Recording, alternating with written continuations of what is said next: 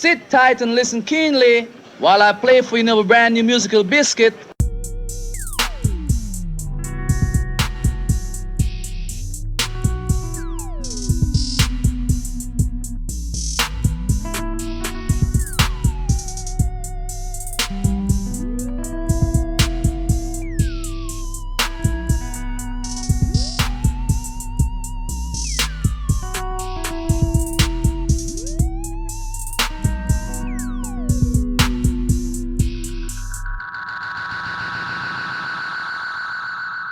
In January 1913, within a square mile of each other, there lived in Vienna Leon Trotsky, Sigmund Freud, Adolf Hitler, Gustav Klimt, Joseph Stalin, Josip Tito, and Archduke Franz Ferdinand. It was a remarkable concentration of men whose thoughts and fates would write the history of Europe and wider for the next 80 years. In musical terms, there was also such a time and place, a place where the curve of thinking was densely populated by dynamic and brilliant artists. But fortunately, none of them were foaming-mouthed maniacs. The time, of course, was the mid-1960s, but the place was not swinging London, nor was it super hip LA, nor the bright lights of New York City.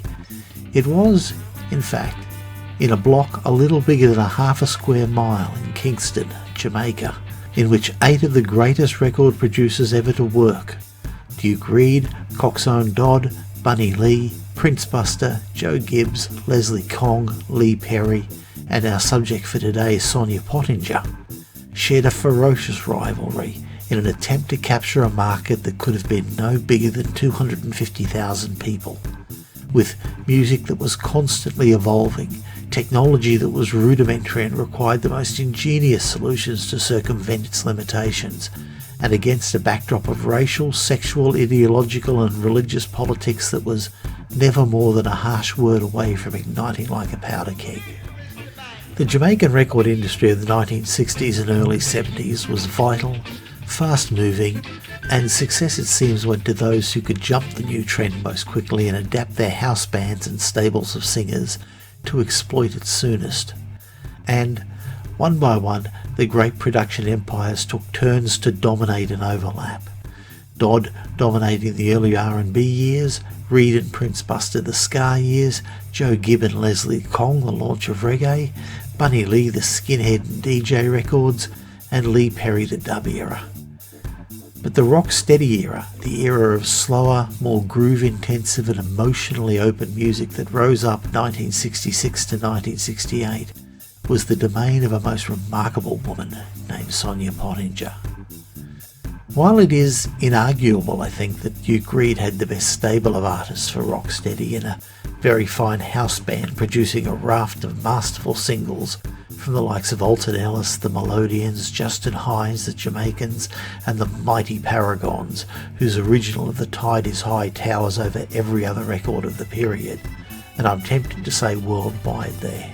But there's quite a rabid cult around Pottinger's records. Her house band was the equal of Reid's, not surprising seeing it shared a fair few members, but her records had a softness, a sense of romance and lingering R&B influence to them, which made her work quite distinct from any other producers, but also helped make Rocksteady distinct from any other Jamaican music.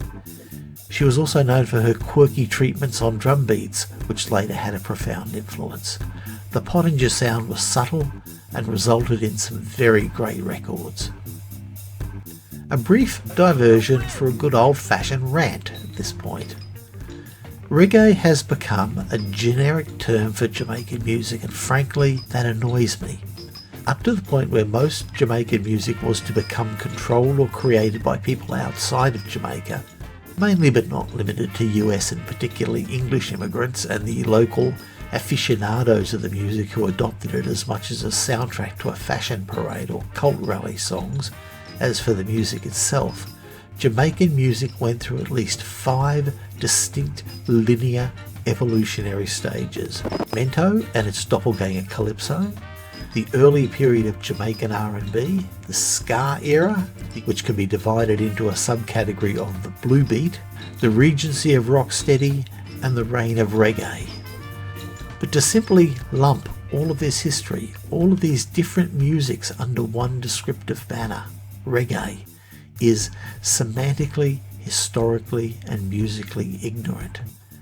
And it disrespects great artists whose work was done before reggae was even a blip on the radar, and who laid the path via a chain of great records and a chain of recording innovations to make reggae possible. Here's a quick and very general guide to the 5 music styles which dominated the golden era of Jamaican music.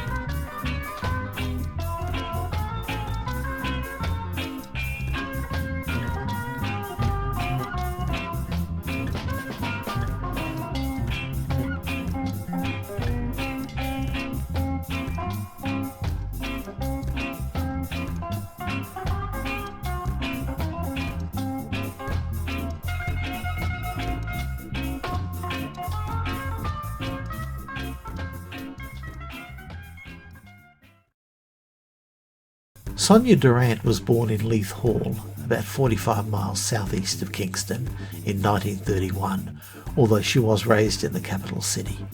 A bright girl, she studied at the prestigious St George's Girls' School, not a quarter of a mile from the shop on Orange Street where she was to launch her own career in 1965. Trained as an accountant, she helped her husband, local entrepreneur Lyndon and Lenny the King Pottinger, set up something of a business empire, an empire which included a record label, Gay Disc Records, in 1963. Gay Disc was located at 103 Orange Street. It must have been a tremendously exciting time. Gay Disc at 103 Orange Street, Prince Buster's Legendary Rockers International up the street at 135A to be precise. Lynn's radio store was at 100 Orange Street. The whole street must have been shaking with music, local denizens strutting and dancing down Orange Street in rhythm. Gay Disc and its subsidiary labels accumulated quite a few hits in the next couple of years, produced by Lyndon. The first big hit was Now I Know the Reason by Lloyd Clark, a doo-wop ballad with a bright and not always in key harmonica and a really good sax solo. It bears the hallmark of the softer records Sonia was to make in the Rocksteady era, and it was apparent that, even uncredited, her distinctive style was beginning to influence the records. By 1965, Lyndon, a serial philanderer, and Sonia had separated. Lyndon wanted to get out of the music business for good, so he sold his recording equipment to Duke Reid, but canny Sonia made sure he kept the record pressing equipment. Sonia, who had the skills on top of the bills, decided to make a go of it herself, and she opened the Tip Top Record Shop at 37 Orange Street.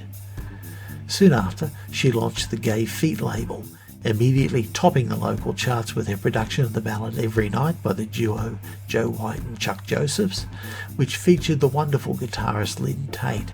Further major hits swiftly ensued with her stable of regular artists including Ken Booth, the Melodians, the Ethiopians and the Gaylands, with her house band Lynn Tate and the Jets, plus cracking trumpeter Barbara Brooks, ensuring her releases stood up with anything her major rivals could offer. Of those major rivals, Duke Reid was the most prominent, but Reid also happened to be a very close friend of Pottinger's, and this becomes important later on. Pottinger's glory years and the time when she really was at the head of the pack came with the rise of Rocksteady in 1966. Rocksteady was the successor to ska and lacked two key elements of that music: the frenetic beat, which it replaced with rhythmically richer and more interwoven arrangements, and the horns, which it replaced with vocal trios. There were good reasons for each: the horns because vocal trios were cheaper. Trenchtown or Tivoli had 100 trios at any given time, and vocal trios were easier to record.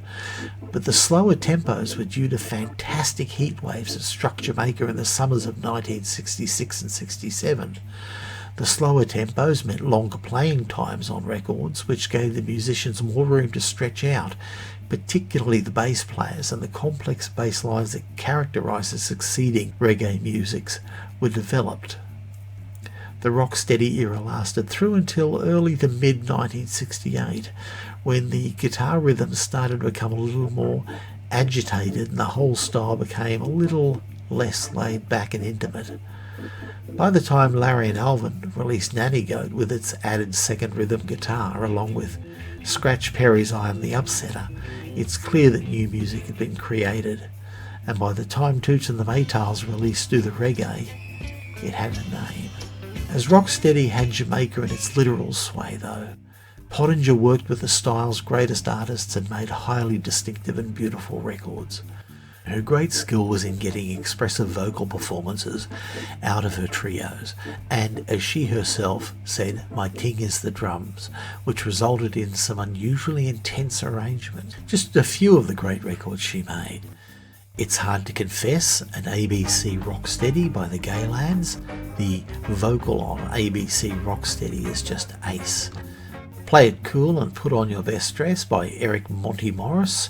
Never one to resist nicking a good line. Bob Marley's alleged last words were pinched from a Monty Morris song, Money Can't Buy Life. Won't You Come Home and What an Agony by the Conquerors. The sublime Swing and Dine by the Melodians.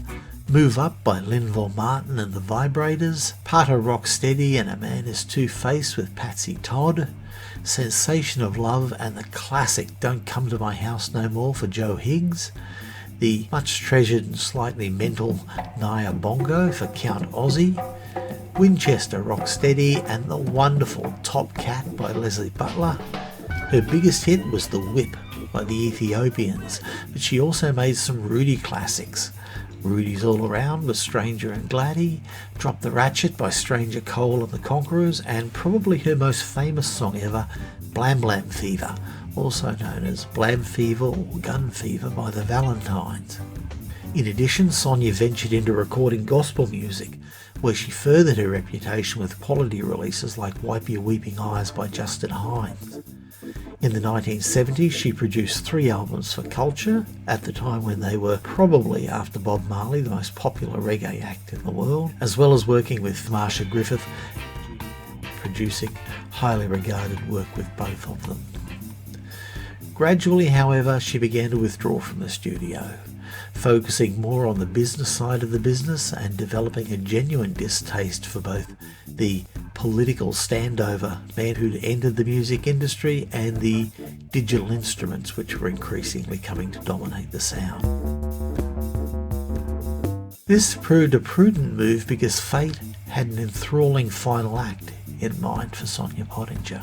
So powerful was her business acumen and her reputation as a great judge of a good record that when her sternest competitor and closest friend, Duke Reid, was diagnosed with cancer, he sold his priceless Treasure Isle catalogue, one of the greatest artefacts not only in the history of 20th century music but of 20th century culture itself, to Miss P, as she was universally known, because he trusted only her to curate and organise the reissue program. Increasingly, her devotion to this, as well as a long and ultimately successful legal battle against Reed's clutching relatives, began to occupy her time.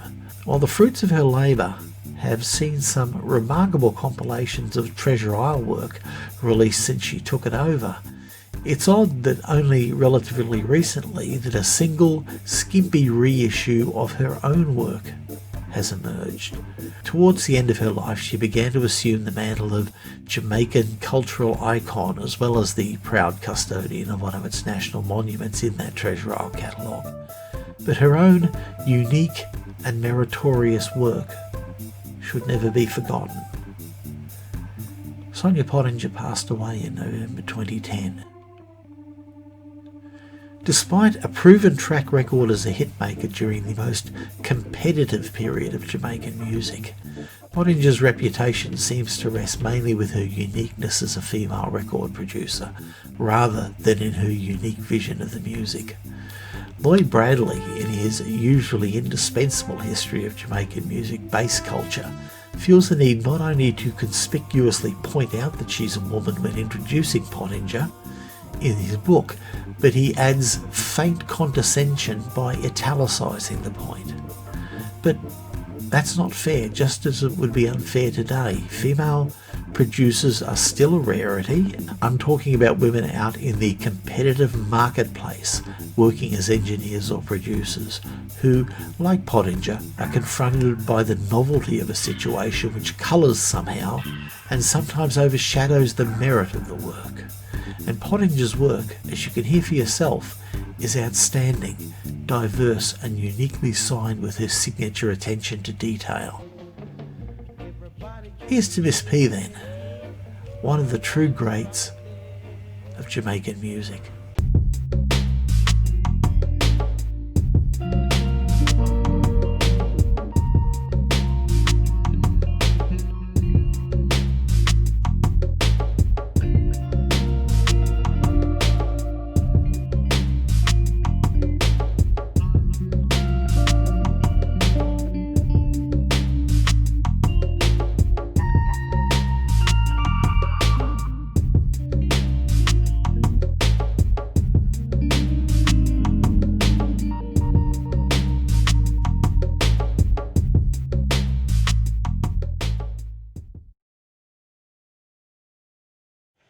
One, two, 1, 2, 3, 4.